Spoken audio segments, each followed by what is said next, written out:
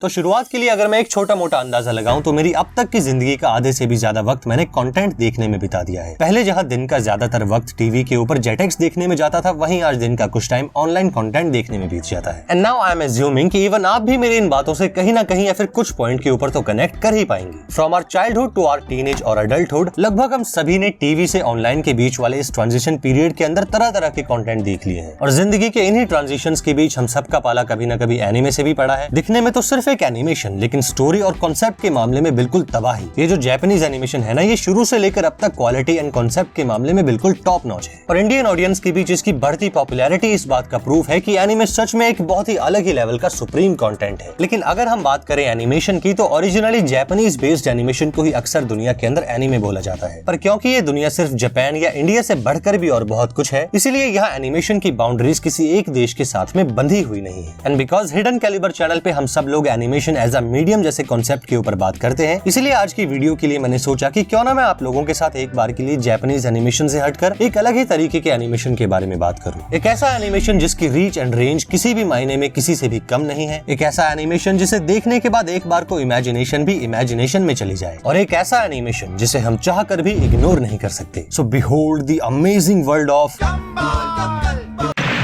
इस कार्यक्रम को रोककर sorry for the mistake, now behold the amazing world of western animation. It's great. Is this the surprise?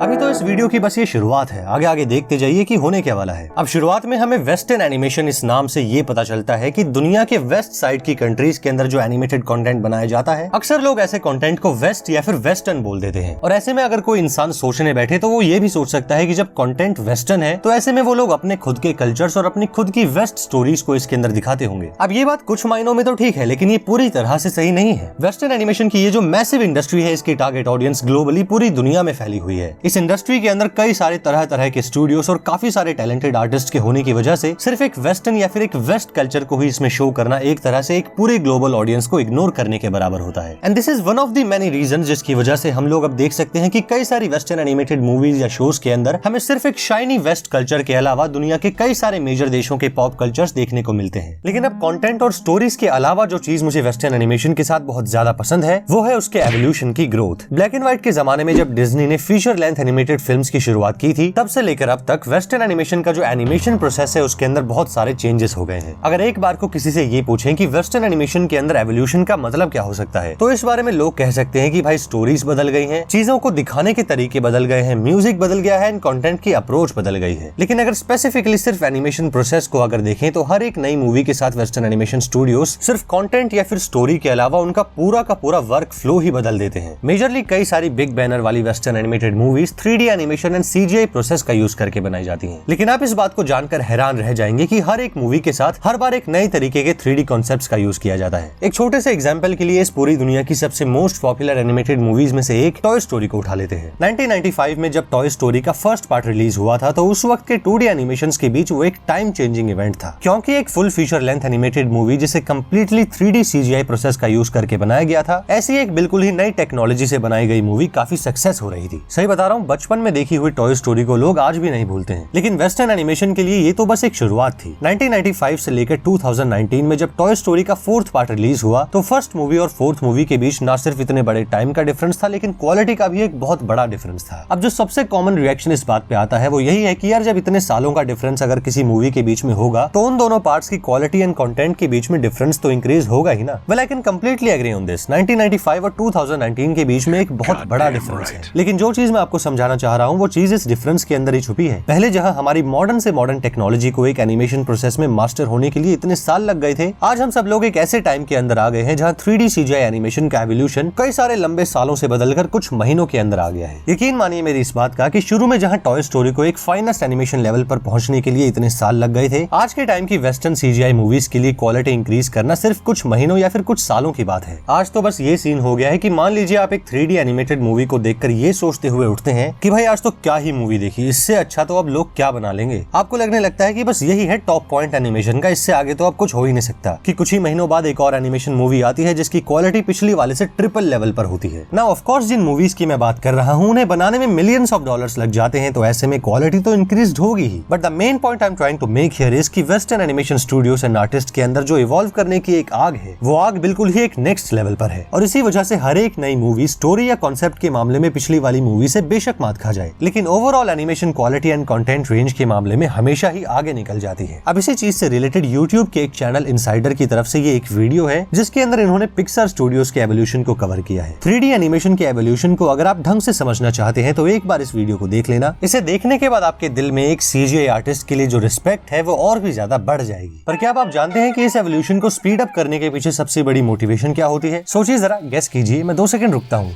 क्या वो जवाब नहीं मिला? बल चलिए मैं आपको बताता हूँ। बात कुछ ऐसी है कि चाहे दुनिया के किसी भी हिस्से का एनिमेशन क्यों ना हो, एक सिंपल पेपर के ऊपर लिखी स्टोरी को अगर कोई चीज देखने वालों के दिलों में बैठा सकती है तो वो है ब्यूटी ऑफ डिटेलिंग। टॉपिक से हटकर अगर एक बार को जापानीज एनिमे को देखें तो आप सोच भी नहीं सकते इतनी डिटेलिंग की जाती है। मैं ये नहीं कह रहा हूँ कि हर एक एनिमे के अंदर ऐसा होता है, लेकिन जिसके अंदर भी ऐसा होता है उनका तो जवाब ही नहीं है। एग्जाम्पल के लिए एक एनिमे मूवी है जिसका नाम है योर नेम। अगर आपने अभी तक इसे नहीं देखा है तो इस मूवी को जरा एक बार देख लीजिए। आपको एनिमेशन की ट्रू ब्यूटी और लेवल ऑफ डिटेलिंग किस लेवल पर जा सकती है ये शुरू के 10 मिनट के अंदर ही पता चल जाएगा। एक एक सीन, एक एक फ्रेम इतना ब्यूटीफुली बनाया गया है कि मूवी को कहीं से भी पॉज कर दो वही सीन एक वॉलपेपर बन जाता है। और एनिमेशन जिसे दुनिया का एक बहुत बड़ा हिस्सा बच्चों की चीज समझता है, उसे बनाने वाले आर्टिस्ट उसके अंदर इतनी डिटेलिंग और इतनी क्रिएटिव ब्यूटी इसीलिए दिखाते हैं क्योंकि उनके लिए ये एक मीडियम है जिससे वो अपनी सोच को शो कर पाते हैं। और वेस्टर्न एनिमेशन के मामले में भी कुछ ऐसा ही है। हर एक आर्टिस्ट ये बात चाहता है कि उसकी बनाई चीज को पूरी दुनिया देख सके। और जब आपके पास वेस्टर्न एनिमेशन जैसा सपोर्ट एंड बजट हो तो आप जितने तरीकों से चाहें उतने तरीकों से अपने आइडियाज को दिखा सकते हैं। और हाँ, एक बात और बता दूं कि डिटेलिंग से मेरा मतलब सिर्फ विजुअल डिटेल से नहीं है। यहाँ मैं बात कर रहा हूँ एक अमेजिंग कंटेंट की ओवरऑल डिटेलिंग के बारे में, फिर चाहे वो डिटेलिंग स्टोरी कॉन्सेप्ट या फिर विजुअल एलिमेंट की हो। कुछ वेस्टर्न एनिमेटेड मूवीज जैसे कि कुंग फू पांडा इतनी गजब की डिटेलिंग होल्ड करती है जिसे देखने वाले बस देखते ही रह जाते हैं। अब कुंग फू पांडा के ही अंदर चाइनीज कल्चर के बारे में इतनी ज्यादा ब्यूटीफुल डिटेल्स ऐड की गई हैं कि कुछ चाइनीज क्रिटिक्स ने तो यहाँ तक बोल दिया कि भाई इस मूवी को बैन करो। आखिर ऐसा कैसे हो सकता है कि हमारे कल्चर के बारे में हमसे ज्यादा अच्छी मूवी वेस्टर्नर्स बना दे? तो आप इस बात से एक अंदाजा लगा सकते हैं कि बनाने वाले ने कितने ध्यान से इस मूवी को बनाया होगा। एक और वेस्टर्न एनिमेशन शो है जिसका नाम है ग्रेविटी फॉल्स। ग्रेविटी फॉल्स एक ऐसा शो है जिसे अगर आप एक बार को देखेंगे तो आपको लगेगा कि कोई बच्चों वाली चीज है, लेकिन जैसे जैसे आप इसके एपिसोड्स में आगे बढ़ते जाएंगे कई सारे हिडन मैसेजेस और दिमाग हिला देने वाले प्लॉट आपको बिल्कुल चौंका कर रख देंगे। अब ऑफिशियली 2016 में ग्रेविटी फॉल्स तो एंड हो चुका है, लेकिन आज तक भी कई सारे लोग यूट्यूब और ऑनलाइन वेबसाइट्स के ऊपर उसके एपिसोड्स को डिकोड करने में लगे हुए हैं। और इसके साथ Spiderman into the Spider verse की तो मैं क्या ही बात करूं। विजुअल परफॉर्मेंस के जितने भी लेवल या फिर जितने भी स्टैंडर्ड्स होते हैं, हर बार कोई ना कोई वेस्टर्न एनिमेशन मूवी या शो आ जाती है जो कि उन सभी लेवल्स को चैलेंज कर देते हैं। पर्सनली बताऊं तो मुझे जापानीज एनिमेशन बहुत पसंद है, लेकिन इसके साथ ही वेस्टर्न एनिमेशन भी मेरा फेवरेट है। और अब अगर आप चाहें तो आप मुझे आपके फेवरेट वेस्टर्न एनिमेशन, फिर चाहे वो एक मूवी हो या फिर एक शो हो, उसका नाम जरूर बताइएगा।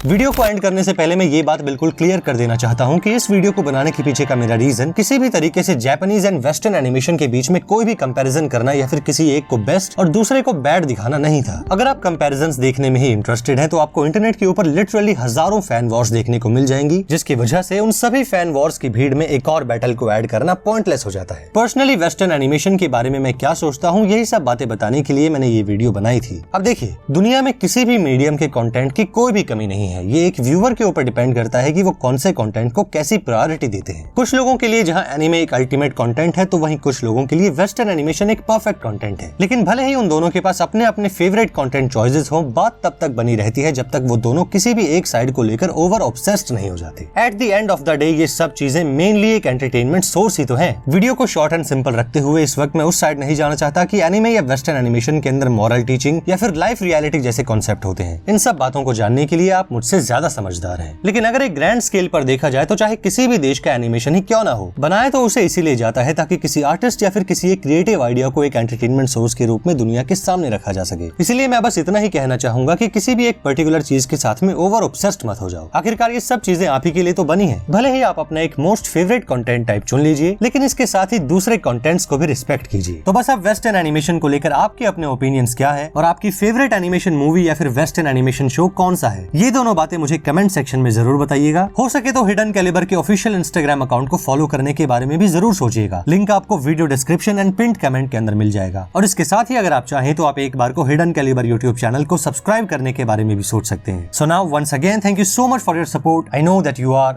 ऑसम।